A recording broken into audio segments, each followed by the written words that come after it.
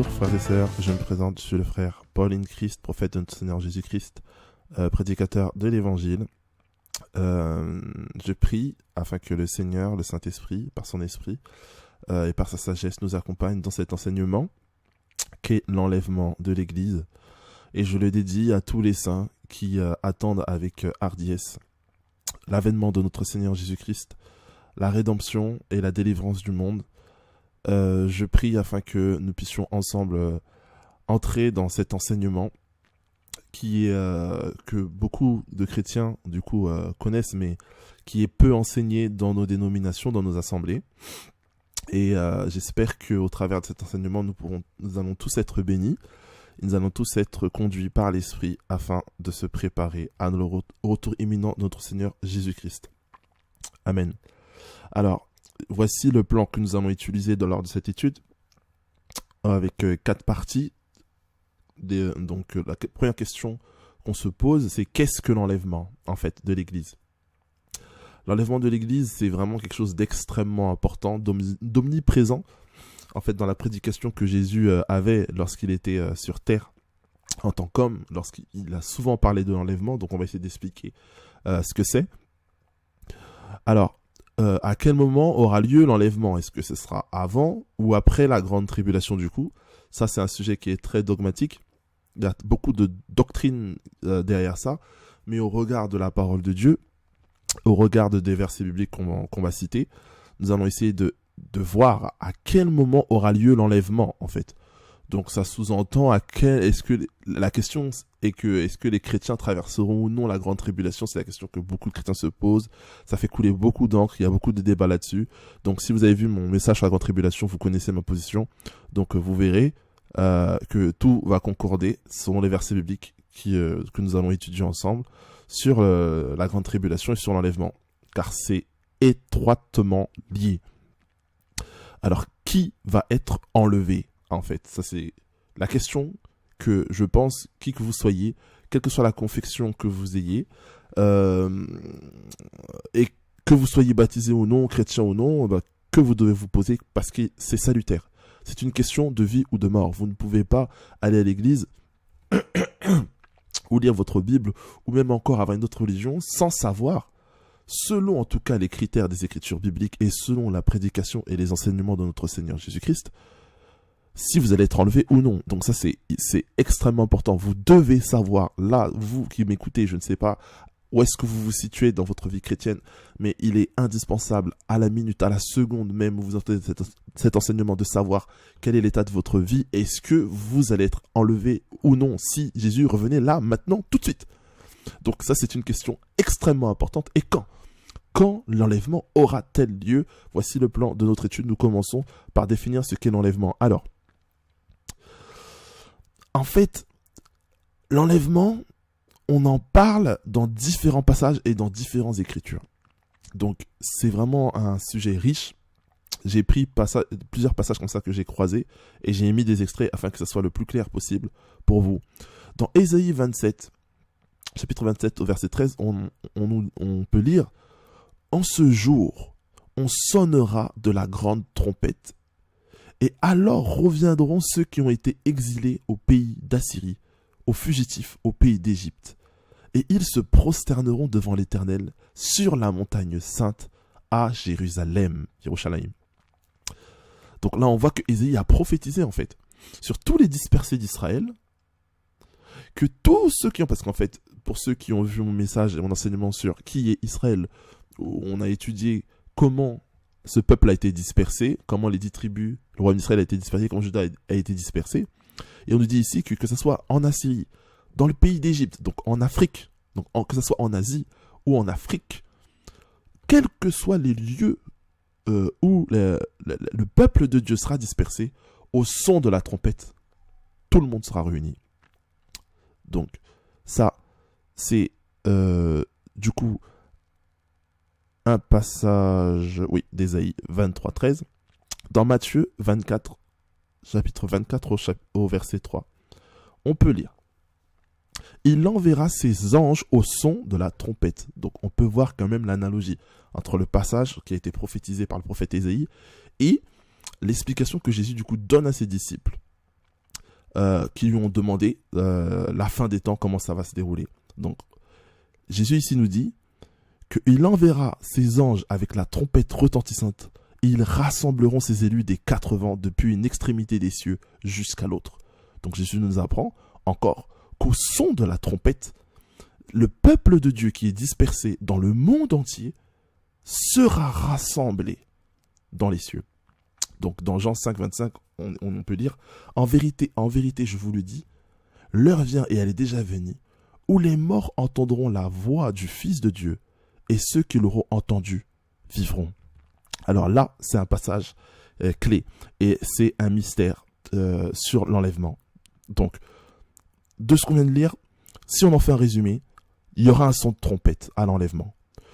Et le peuple de Dieu, quelle que soit sa zone géographique en fait, quelle que soit l'extrémité où il se trouve, que ce soit sous la terre ou sur la terre ou dans une montagne, n'importe où, à un son de la trompette donné, tout le peuple de Dieu va se rassembler. Et Jésus nous apprend que il commence à nous parler des morts. Et il commence à nous parler de la vie, de la résurrection des morts, qui est un autre mystère de l'enlèvement. En effet, dans 1 Corinthiens 15, chapitre 15, du verset 51 à 56, on peut lire ceci. « Voici, je vous dis un mystère, car c'en est un. Nous ne mourrons pas tous, mais tous nous serons changés, en un instant, en un clin d'œil, à la dernière trompette. » Donc là, j'ai surligné et j'ai surligné. La trompette sonnera, et les morts ressusciteront incorruptibles, et nous serons changés. Ah, donc là, l'apôtre Paul, il apporte quelque chose de nouveau. Il explique un peu plus ce que Jésus nous a dit ici, dans Jean 5, 25. Donc il nous dit que les morts vont ressusciter incorruptibles, et nous serons changés.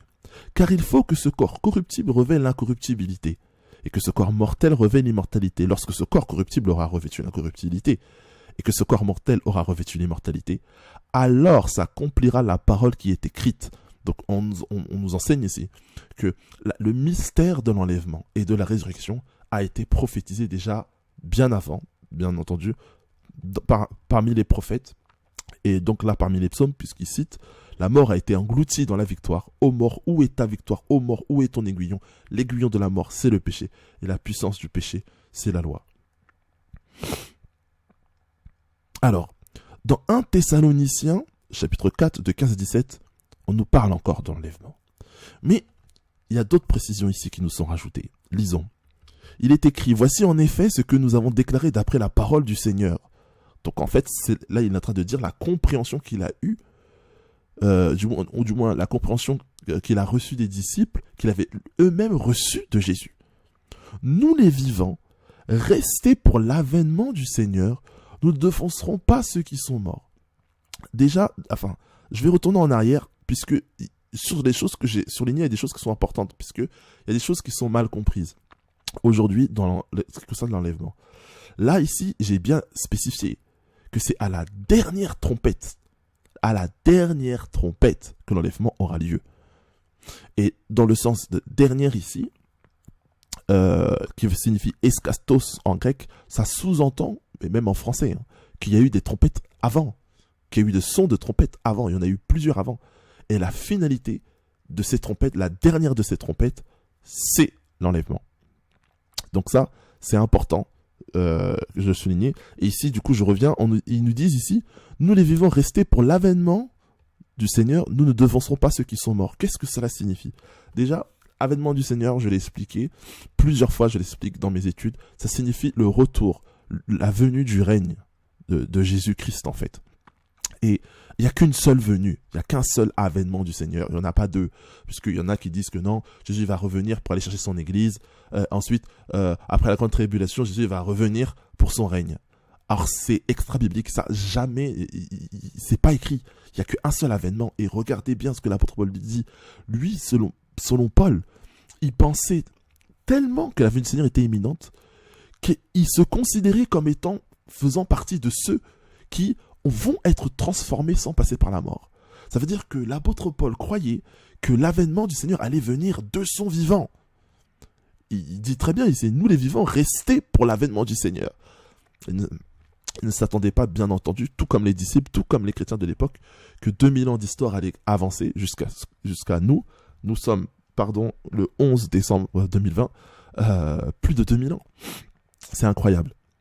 Mais il dit ici que nous ne devançons pas ceux qui sont morts, car le Seigneur lui-même a un signal donné à la voix d'un archange et au son de la trompette de Dieu. On voit que la trompette revient souvent.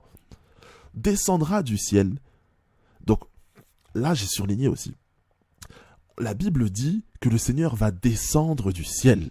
Il va venir dans le ciel. Et la Bible dit, et les morts en Christ ressusciteront avant, premièrement. Les morts en Christ, c'est-à-dire ceux qui sont morts avec en eux la foi et le témoignage de Jésus, bien entendu. Ensuite, nous les vivants, c'est-à-dire les personnes qui ne sont pas morts, mais qui sont vivants pendant que le Seigneur descend du ciel et qu'il y a un gros son de trompette, nous serons tous enlevés avec eux sur les nuées à la rencontre du Seigneur dans les airs. D'accord ? On va pas, les gens qui vont rester pour l'enlèvement ne vont pas aller au paradis. Contrairement à ce que l'on nous enseigne en disant que les gens seront au paradis ou que les gens vont participer aux noces de l'agneau. Non, la Bible ici nous dit que la rencontre du Seigneur va se faire dans les airs. Le Seigneur descend du ciel, on entend un gros son de trompette, les morts ressuscitent et nous, tous ceux qui sont restés étant vivants, on monte transformés dans les airs après avoir revêtu, bien entendu, l'incorruptibilité. Donc voilà ce qui se passe à l'enlèvement. Maintenant, aura-t-elle lieu avant ou après la grande tribulation? Avançons. Apocalypse 10, 1 Corinthiens 15 et Ésaïe 25. Ce sont des passages que j'ai pris, croisés, afin que nous puissions vraiment comprendre ce qui se passe. Dans Apocalypse chapitre 10, on a successivement les anges qui sonnent de la trompette. Et moi, c'est quelque chose que je ne comprends pas. La Bible, elle est tellement claire. Mais les hommes réfléchissent tellement dans la théologie, ils sont tellement assoiffés de nouvelles révélations, qu'ils n'arrivent pas à comprendre des choses qui sont simples. Dans Apocalypse 10, on nous dit qu'il y a 7 anges, ils ont 7 trompettes. Mais c'est logique que la dernière trompette correspond à l'enlèvement. Il n'y a pas d'autre image, il n'y a pas d'autre trompette. Les seules trompettes qui sonnent sont celles de Apocalypse 10. Et on trouve des prédicateurs et des enseignants qui disent que non, les 7 trompettes de Apocalypse 10 ne correspondent, la dernière trompette d'Apocalypse 10 ne correspond pas à celle de l'enlèvement. Alors nous allons la lire. Il est écrit, et l'ange que je voyais debout sur la mer, dans Apocalypse 10. Donc c'est après que les 6 anges du coup aient sonné de leur trompette. Parce qu'il y a 7 anges, ils ont 7 trompettes. 6 anges ont sonné de leur trompette. Et un ange intervient et dit, il est debout sur la mer et sur la terre. Il est écrit, leva sa main droite vers le ciel et jura par celui qui vit au siècle et des siècles, qui a créé le ciel et les choses qui y sont, la terre et les choses qui y sont, la mer et les choses qui y sont, qu'il n'y aurait plus de temps, mais qu'au jour de la voix du 7e ange, quand il sonnerait de la trompette, le mystère de Dieu s'accomplirait comme il l'a annoncé à ses serviteurs, les prophètes. Donc là, l'ange nous dit que le mystère de Dieu, qu'il avait au préalable annoncé aux prophètes, va s'accomplir. Alors c'est quoi ce mystère de Dieu? Et on va pas trop se gratter la tête pour savoir ce que c'est. 1 Corinthiens 15 nous dit très clairement, voici je vous dis un mystère, nous ne mourrons pas tous, nous l'avons vu, mais tous nous serons changés en un instant, en un clin d'œil, à la dernière trompette. La trompette sonnera et les morts ressusciteront incorruptibles. Donc, la Bible nous dit ici que les prophètes ont annoncé ce mystère. Et nous l'avons vu aussi qu'Ésaïe l'avait prophétisé. Il a anéanti la mort pour toujours. Le Seigneur, l'Éternel, essuie les larmes de tous les visages. Il fait disparaître de toute la terre l'opprobre de son peuple, car l'Éternel a parlé.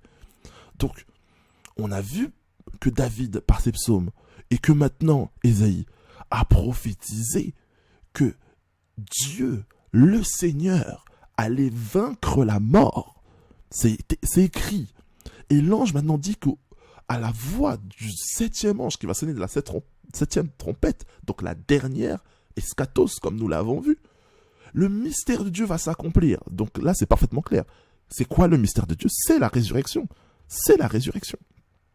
Alors dans Jean 5, 25, 29, j'ai pris les versets clés que j'ai plus ou moins étendus pour mon explication. Il est écrit, en vérité, je vous le dis, l'heure vient, et elle est déjà venue, où les morts entendront la voix du Fils de Dieu, et ceux qui l'auront entendu vivront.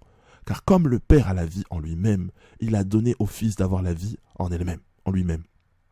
Il lui a donné le pouvoir de juger parce qu'il est le Fils de l'homme. Ne vous étonnez pas de cela, car l'heure vient où tous ceux qui sont dans le sépulcre entendront sa voix et en sortiront.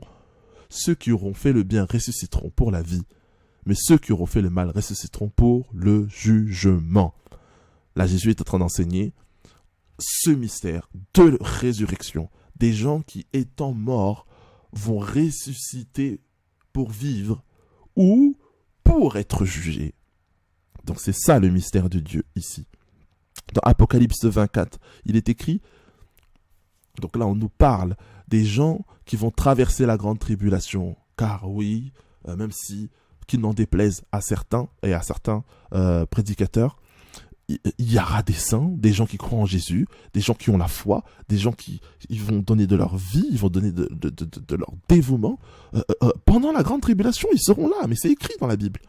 Alors leur théorie, c'est que, mais oui, mais ce sont ceux qui ont raté l'enlèvement. Mais comment des personnes qui n'ont pas eu la foi dans des tentations aussi simples que celles qu'on vit à l'heure actuelle vont pouvoir l'avoir pendant la grande tribulation? Mais vous imaginez pas ce qu'est la grande tribulation. La Bible nous dit, et je vis les âmes de ceux qui avaient été décapités à cause du témoignage de Jésus, à cause de la parole de Dieu. Et ceux qui n'avaient pas adoré la bête ni son image et qui n'avaient pas reçu la marque sur leur front ou sur leurs mains. Donc là, on est en plein dedans. On est dans la grande tribulation. On est dedans. Il y a la marque de la bête. Il y a la bête. Il y a son image. D'accord? Et ils sont décapités. La Bible dit qu'on les tue là. D'accord? Alors, des gens à qui on parle quand on évangélise ou quand on prêche, on dit mais repentez-vous, tout ça, les petites copines, tout ça, non, c'est pas Dieu, c'est pas de Dieu, repentez-vous, là c'est pas bien, de mentir, c'est pas bien, voilà. Et ils sont pas menacés de mort parce qu'ils mentent ou parce qu'ils volent au travail. Donc les gens qui vont rater l'enlèvement, ne sont pas des gens qui sont scellés pour la vie. Et les théories disent que maintenant en fait il y a deux moyens d'être sauvé. Vous pouvez être sauvé avant l'enlèvement, ou quand vous ratez l'enlèvement, vous avez une deuxième chance de salut. Mais c'est pas ce que nous dit les Écritures. La Bible nous dit que tous ceux qui ont persévéré durant la grande tribulation, tous ceux qui sont morts à cause du témoignage de Jésus, ils revinrent à la vie, je l'ai souligné, et ils régnèrent avec Christ pendant 1000 ans. Les autres morts, c'est-à-dire ceux qui ne sont pas morts en Christ, ne revinrent point à la vie jusqu'à ce que les 1000 ans fussent accomplis. C'est la première résurrection. Heureux et saints ceux qui ont part à la première résurrection. La seconde mort n'a point de pouvoir sur eux, mais ils seront sacrificateurs de Dieu et de Christ et ils régneront avec lui pendant 1000 ans. Amen. Donc, c'est quoi le mystère ici? Pour bien résumer, le mystère ici, c'est que la résurrection des morts a lieu après la grande tribulation. Parce que, comme on l'a vu précédemment, l'enlèvement a lieu, le son de la trompette, dès que l'enlèvement a lieu, dès que le son de la trompette sonne, avant que nous, vivants, soyons transformés, il y a résurrection des morts. Maintenant, si vous prenez l'hypothèse que l'enlèvement a lieu avant la grande tribulation, vous êtes en train de dire donc qu'il y a la résurrection des morts avant la grande tribulation. Ce qui contredit ce verset d'Apocalypse 24 qui dit que la première résurrection aura lieu après, pour entrer dans le millénium. Alors dans Apocalypse 23, 12, 15, il est écrit « Je vis les morts, les grands et les petits qui se tenaient devant le trône. Des livres furent ouverts, et un autre livre fut ouvert, celui qui est le livre de vie. Et les morts furent jugés selon leurs œuvres, d'après ce qui était écrit dans ces livres. La mer rendit les morts qui étaient en elle. La mort et le séjour des morts rendirent les morts qui étaient en eux. Et chacun fut jugé selon ses œuvres. Et la mort et le séjour des morts furent jetés dans les temps de feu. C'est la seconde mort, les temps de feu. Quiconque ne fut pas trouvé écrit dans le livre de vie fut jeté dans les temps de feu. Frères et sœurs, je ne sais pas qui m'écoute, je ne sais pas qui vous êtes, mais sachez que le seul moyen d'avoir son nom écrit dans le livre de vie, c'est d'avoir la foi et le témoignage en notre Seigneur Jésus-Christ et d'obéir à ses commandements. C'est extrêmement grave. Si vous, frère, vous ne pouvez pas vivre sur terre pour manger, pour boire, pour aller travailler et aux toilettes. Vous devez donner votre vie à Jésus. La vie est tellement fragile, elle n'a de sens qu'en Christ. Quiconque, Jésus nous l'a promis, meurt dans le Seigneur, comme nous l'avons vu, vivra pour l'éternité. Il sera sacrificateur de Dieu et il régnera. Et pourquoi vous voulez sacrifier tout ça? Pour un travail? Pour la popularité? Pour les copines? Pour les copains? Vous êtes prêts à sacrifier votre vie? Frères et sœurs, je vous en conjure, croyez au nom du Seigneur Jésus-Christ, car il revient bientôt. Dans Apocalypse 19, 9, dans Luc 22, 18 et Matthieu 26, 6, on peut lire « Heureux ceux qui sont appelés au festin des noces de l'agneau ». Bien entendu, le festin des noces de l'agneau a lieu après la grande tribulation. Jésus le dit lui-même. Quand il parle à ses disciples, il dit « Car je vous le dis, je ne boirai plus désormais du fruit de la vigne jusqu'à ce que le royaume de Dieu soit venu. » La venue du royaume de Dieu, c'est le millénium. Il dit, je vous le dis, on a un détail supplémentaire dans Matthieu. Je ne boirai plus désormais de ce fruit de la vigne jusqu'au jour où j'en boirai de nouveau avec vous dans le royaume de mon Père. Donc Jésus est en train de dire que je vais boire, je vais manger avec vous dans le royaume de Dieu. Et le règne de Dieu, c'est le millénium. D'accord? C'est ça le règne de Dieu, c'est l'avènement du Seigneur, c'est la venue du Seigneur, c'est l'avènement. Ça signifie la manifestation d'un règne. La manifestation du règne vient au retour physique de Jésus. Donc ceux qui disent que l'enlèvement a lieu avant la grande tribulation, vous êtes en train de dire que Jésus va boire, il va manger avec des gens qui ont été enlevés, sachant qu'il y a des saints qui meurent en bas. Vous croyez que Jésus ne va pas attendre tout le monde, alors que les versets disent, il y a un verset qui dit que pendant que les martyrs montrent leur sang près du trône du Seigneur, le Père dit, mais attendez vos frères, vous croyez que le Seigneur va boire et manger avec vous sans attendre les frères qui souffrent en bas, qui seront décapités? Mais qu'est-ce que vous êtes en train de dire? Et c'est grave ce que vous faites. La Bible est claire. Il a dit que je ne mangerai et ne buvrai pas que je sois venu dans le règne de mon Père avec vous. Il faut que les disciples soient là. Pour que les disciples soient là, il faut qu'ils soient ressuscités. Pour qu'ils soient ressuscités, il faut qu'il y ait la résurrection des morts. Et pour qu'il y ait la résurrection des morts et qu'ils mangent ensemble, il faut qu'ils soient dans leur règne. Quel est cet évangile où vous dites aux gens qu'il y aura noces de l'agneau pendant que sur terre, il y a des saints, il y a des chrétiens qui invoquent Dieu, qui manifestent les puissances de l'esprit et qui meurent? Et nous, on boit, on mange, mais vous croyez où là?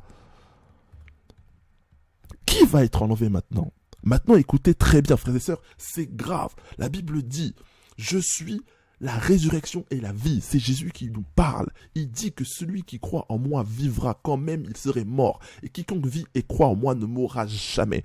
Écoutez cette parole. Elle est vérité. Elle est puissance de l'évangile. Je vous en conjure. Quiconque confesse Jésus-Christ reçoit la vie, même s'il meurt. Vous n'êtes pas maître de votre vie ni de votre souffle. Si Dieu le décide là, même vous dormez, vous ne vous levez pas. Mais si vous n'avez pas le témoignage de Jésus en vous, vous ne participerez pas à cette gloire, vous ne participerez pas à cette résurrection. Et que dire de ceux qui se disent, mais oui, mais moi j'ai Jésus. Mais oui, mais moi je suis chrétien. Jésus maintenant parle à ses disciples dans Matthieu 24, 45 et il dit, quel est donc le serviteur fidèle et prudent? Ce sont les deux adjectifs extrêmement importants dans les temps de la fin. Dieu parle de fidélité, il parle de prudence. Que son maître établit sur ses gens pour leur donner de la nourriture au temps convenable. Heureux ce serviteur que son maître à son arrivée trouvera faisant ainsi. Je vous le dis en vérité, il établira sur tous ses biens. Mais si c'est un méchant serviteur qui dit en lui-même, mon maître tarde à venir, il se met à battre ses compagnons, il mange et boit avec les ivrognes, le maître du serviteur viendra le jour où il ne s'y attend pas. À l'heure où il ne le connaît pas, il ne le mettra en pièces et lui donnera sa part avec les hypocrites. C'est là qu'il y aura des pleurs et des grincements de dents. Qu'est-ce que Jésus est en train de dire? Là, il parle de deux serviteurs. Donc de deux personnes qui se disent être, entre guillemets, chrétiens. Il y a le premier serviteur qui est fidèle et prudent. D'accord? La fidélité à Dieu. La fidélité dans les petites choses. Prudent, c'est-à-dire que de ne pas toujours se remettre en question, toujours prier, toujours se repentir, marcher dans la repentance. Ne jamais, quand bien même tu jeûnes, tu pries, tu marches dans la sanctification, tout, tu te remets en question, peut-être même dans ta pensée, peut-être dans ce que tu as dit, tu as blessé quelqu'un, frère, t'es prudent. T'es prudent. Un bon serviteur fidèle qui va être enlevé, c'est pas quelqu'un d'arrogant qui se dit, mais moi je suis sauvé, moi c'est bon, je suis acquis. Non. Frère, t'es pas prudent quand tu parles comme ça, tu sais pas. Tu as la foi, mais dans ton attitude, dans tout ce que tu fais, tu dois te battre, tu dois essayer de faire une guerre à ton âme, une guerre à ton corps, une guerre à ta tête, à tes pensées, afin qu'il n'y ait rien en toi qui t'empêche de bénéficier de cet héritage. Et la Bible dit qu'il donne la nourriture au temps convenable. Il l'établit sur des gens, il leur donne la nourriture. Il y a 2 interprétations à cela. La première, c'est celle qui est spirituelle. Voilà, ce que Dieu t'a donné de faire. Si tu sais faire du piano, si tu sais chanter, si tu connais des versets bibliques, s'il y a quelque chose qu'il faut que tu partages, il faut que tu le donnes, afin que d'autres puissent entendre et voir et dire « Ah, béni soit Dieu, béni soit l'Éternel pour mon frère, pour ma sœur », et qu'ils reçoivent de toi. Parce qu'un arbre doit porter du fruit. Quel est le fruit? Ce sont les bonnes œuvres, la Bible dit. Et Dieu nous a prédestinés à des bonnes œuvres, dont l'évangélisation, la prédication, l'adoration, la louange, l'aumône, le fait de donner à son prochain, de prêter à son prochain sans intérêt, font partie. D'accord? Tout ça, ce sont les œuvres que le Seigneur, pour lesquelles nous a prédestinés. La deuxième interprétation à ça, c'est une interprétation tout simplement littérale. Donner de la nourriture, c'est-à-dire que tu es quelqu'un d'hospitalier, hospitalière, tu ouvres ta maison, tu manges, tu accueilles les serviteurs, tu accueilles les frères, tu es toujours là pour soutenir ceux qui sont dans le besoin, ceux qui sont pauvres, tu loges les personnes qui ont du mal à... C'est ça, frères et sœurs, un serviteur fidèle et prudent. La Bible dit maintenant le méchant serviteur, comment il agit. Le serviteur, il se dit, bon, je suis chrétien déjà depuis des années, le Seigneur ne revient pas, l'eschatologie, la fin des temps, ça ne m'intéresse pas, et de toute façon, ils sont tous fous, ils sont tous parano, moi je fais tout, je mets mon vaccin Covid, allez, j'ouvre mon téléphone, mon ordinateur, à tous les réseaux, c'est pas grave, il se met à se battre ses compagnons, c'est-à-dire c'est des gens, il y a 2 interprétations, c'est des gens, physiquement, ils battent, ils sont violents, ils sont dans la bagarre, ils sont dans la vulgarité, ils sont dans les choses infâmes, et dans le côté spirituel, c'est des gens qui sont toujours dans la critique. Tu es à l'église, tu ne fais que regarder ton frère, ta sœur en mal, toutes les prédications que tu reçois, au lieu de les recevoir pour toi, tu les reçois pour les autres, pour pouvoir les juger. Tu te mets à battre tes compagnons de route, des gens qui se battent pour toi. Tu es toujours là à les juger, à les condamner sur leurs erreurs, et tu ne regardes même pas les tiens. Tu manques de prudence. Plutôt que de te concentrer sur le salut d'autrui, concentre-toi sur ton âme. Ils mangent et boivent avec les ivrognes. Tu préfères la compagnie des païens, des gens qui ne croient pas en Dieu. Tous tes amis, ce sont des païens. Toi, mon frère, ma soeur, tu n'as pas d'amis chrétiens avec qui tu peux partager la parole. Tu manges, tu bois, tu critiques l'église, tu passes ton temps dans la critique. Tu es méchant serviteur. Tu ne seras pas enlevé. Le salut, ce n'est pas simplement ne pas mentir, ne pas faire l'impudicité. Le salut, c'est être hospitalier. Le salut, c'est avoir de la parole douce, avoir des paroles de réconfort. C'est élever les frères, élever les sœurs qui marchent fidèlement. Le salut, c'est voir un frère ou une sœur qui marche dans la difficulté. Ne pas le juger lui, mais le dire son péché, le lui dire, mais l'aider à se relever afin ne pas le condamner. Personne sur terre n'est condamné jusqu'à ce que la mort ou Christ revienne. S'il croit en Jésus, il est plus proche du royaume qu'il ne l'était avant qu'il ne croie, la Bible le dit. Quand tout cela va-t-il arriver? La Bible dit que pour ce qui est du jour et de l'heure, personne ne le sait. Ni les gens, ni le Fils de Dieu, mais le Père seul. Ce qui arrivera au temps de Noé arrivera de même à l'avènement. Dans les jours qui précédèrent le déluge, les hommes mangeaient et buvaient, ils se mariaient, ils soupaient. Comme on peut voir là, les jeunes là qui courent, qui attendent une seule... Ils attendent, là, on est confinés, mais ils attendent que la date que les boîtes de nuit ouvrent. Vous allez voir. Noé entra dans l'arche et ne se doutèrent de rien jusqu'à ce que le déluge vint et les emporta tous. Il en sera de même à l'avènement du Fils de Dieu. Alors de 2 hommes qui seront dans un champ, frères, 2 frères qui auront marché ensemble, ils seront allés dans la même église, 2 pasteurs qui auront servi ensemble, 2 sœurs qui seront toutes les 2 mariées, 2 sœurs qui seront toutes les 2 célibataires. L'une sera prise, l'autre laissée. De 2 frères qui étaient au chômage, de 2 frères qui travaillaient, frère, l'un sera pris, l'autre laissé. Ça n'aura rien à voir avec ton statut social, ça n'aura rien à voir avec ta couleur de peau, ça n'aura rien à voir avec le fait que tu es à l'église, ça n'aura rien à voir avec ton témoignage, ça n'aura rien à voir avec tes parents, ça n'aura rien à voir avec ton mariage, ça n'aura rien à voir avec ta femme, ça n'aura rien à voir avec ton mari, frère. Tes œuvres, ta foi, tes œuvres. Veillez donc, puisque vous ne savez pas, Seigneur Jésus. Oh Seigneur, quand je lis ces versets, j'en tremble. Moi-même, j'ai peur, frère. Vous ne savez pas quel jour votre Seigneur viendra, vous ne savez pas. Sachez-le bien, si le maître de la maison savait à quelle veille de la nuit le voleur doit venir, il veillerait et ne laisserait pas percer sa maison. Regardez, donc là, moi il y a un truc que je ne comprends pas là. Là, il nous dit que vous ne savez pas quand le maître va arriver. Il parle du maître. Donc nous, on est esclave du maître, d'accord? C'est ça l'analogie. Le maître nous donne les clés de sa maison. Et il part. Donc nous, on doit veiller dans sa maison. Bon, l'analogie, c'est quoi? Jésus nous a sauvés. Il a fait de nous ses enfants. Mais il nous laisse sur terre, qui est sa maison. Il nous laisse dans notre corps, parce que nous sommes des esprits dans un corps. Et la Bible dit que le corps est le temple du Saint-Esprit. Donc le corps ne nous appartient pas. Donc notre corps est sa maison. La terre est sa maison. Il nous laisse les clés. Mais la Bible dit, sachez-le bien, si le maître de la maison savait à quelle veille de la nuit le voleur doit venir. Donc c'est qui le voleur, frères et sœurs? La Bible dit que si l'évangile là est voilé, c'est à cause du prince de ce monde.